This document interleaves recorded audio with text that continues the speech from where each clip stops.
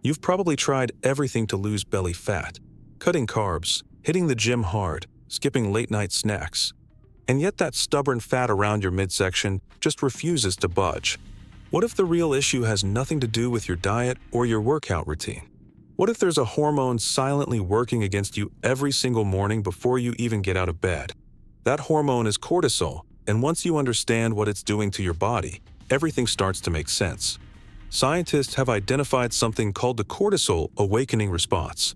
Within roughly 30 minutes of waking up, cortisol levels in your bloodstream surge by nearly 50%. Now, cortisol itself isn't the villain here. It's designed to pull you out of sleep and prepare your body for the day ahead. But when that surge runs too high or stays elevated for too long, your body shifts into a kind of emergency survival state. And in survival mode, your body does one thing above all else. It stores fat, and not just anywhere, specifically around your abdomen. Research published in the journal Obesity identified a clear connection between elevated morning cortisol and increased accumulation of abdominal fat. Your body is essentially wrapping your internal organs in a protective layer of fat because it believes you're under threat. No number of core exercises will undo a problem that's rooted in your hormones. So the question becomes, what actually works?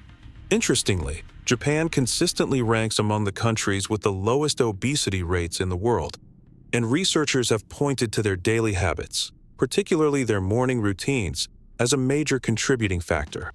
Their approach isn't about restriction or punishment.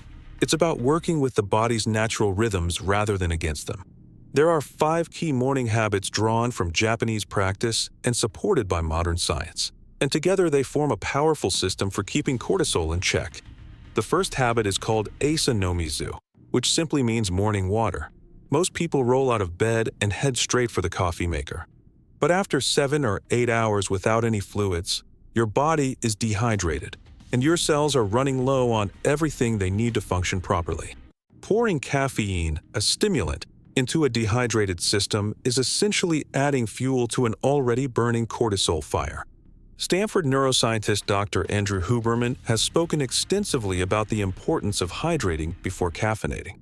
The Japanese approach involves drinking a glass of warm water, not cold, first thing in the morning.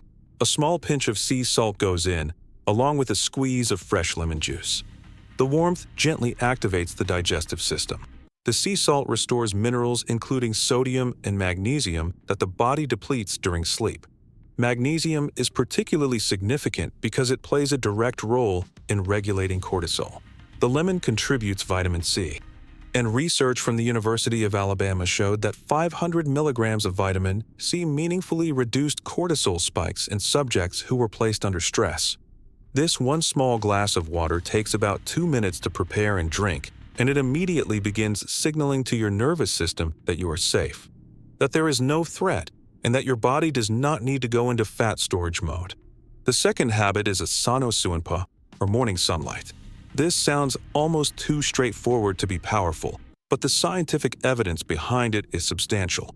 Within the first 30 minutes after waking, step outside and expose your eyes to natural sunlight for 5 to 10 minutes.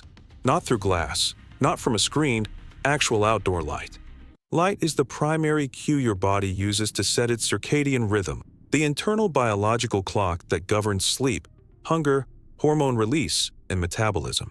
Dr. Sachin Panda of the Salk Institute has dedicated decades to researching circadian biology, and his findings consistently show that people whose internal clocks are disrupted tend to have significantly higher cortisol levels and carry more visceral abdominal fat.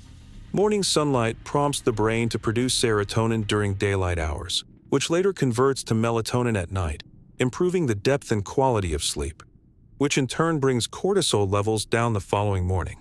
It's a chain reaction that begins with something as simple as standing outside for a few minutes. Japanese morning walks, known as suinpa, have always incorporated this element naturally. They have been practicing this for centuries, long before any laboratory confirmed why it works. The third habit is the concept of ma, which translates roughly to intentional pause or meaningful space between actions. In this context, it applies to caffeine timing. The recommendation is to hold off on your first cup of coffee for at least 90 minutes after waking. Here's the reason. When you first open your eyes, your brain contains elevated levels of adenosine, a chemical that accumulates during sleep and creates feelings of drowsiness. Under normal conditions, your body clears adenosine naturally over the course of about 90 minutes. Caffeine works by blocking the receptors that detect adenosine. If you drink coffee before that natural clearing process finishes, the adenosine doesn't disappear, it simply gets blocked temporarily. When the caffeine wears off a few hours later, usually around mid-afternoon, all that accumulated adenosine suddenly floods the receptors at once. The result is a hard energy crash. Your body interprets that crash as a stress signal. Cortisol rises in response. Cravings for sugary or high-calorie foods kick in, and you end up in a cycle that keeps fat storage switched on. Allowing that 90-minute window lets your body wake up on its own terms. When you do have your coffee afterward, it functions far more effectively, delivering clean, sustained energy. Dr. Huberman himself follows this practice every morning, delaying his caffeine intake by 90 to 120 minutes, and the reasoning is grounded in well-established neuroscience. The fourth habit is sono, the morning walk. This might be the most counterintuitive piece of advice you'll encounter in fitness culture, which tends to glorify intensity. The assumption is that harder workouts produce better fat loss results. For overall fitness, that may be true, but first thing in the morning, intense exercise stacks additional physiological stress. A study published in the Journal of Endocrinological Investigation found that high-intensity morning workouts can keep cortisol elevated for several hours after the session ends. The endorphin rush feels good in the moment, but your hormonal environment continues paying the price well into the afternoon. The Japanese alternative is simple: walk. 20 to 30 minutes of easy, relaxed, unhurried walking outdoors. Researchers at Stanford made a remarkable discovery related to this. When you walk and the surrounding environment moves past you on both sides, your visual system experiences something called optic flow. This continuous lateral movement of scenery directly calms the amygdala, the region of the brain responsible for detecting threats and triggering the stress response. An overactive amygdala keeps cortisol elevated throughout the day. Walking outside, where scenery passes by on either side of you, literally dials that alarm down. A stationary bike in front of a blank wall does not produce the same effect. Japanese culture has long treated the morning walk not as exercise, but as restorative medicine. The fifth and final habit is sayuku, meaning stillness, silence, and inner calm. For the first 30 minutes after waking, keep your phone face down and leave it alone. The reason this matters more than most people realize comes down to how your brain responds to that early morning information flood. Every notification, headline, and message triggers small simultaneous releases of dopamine and cortisol.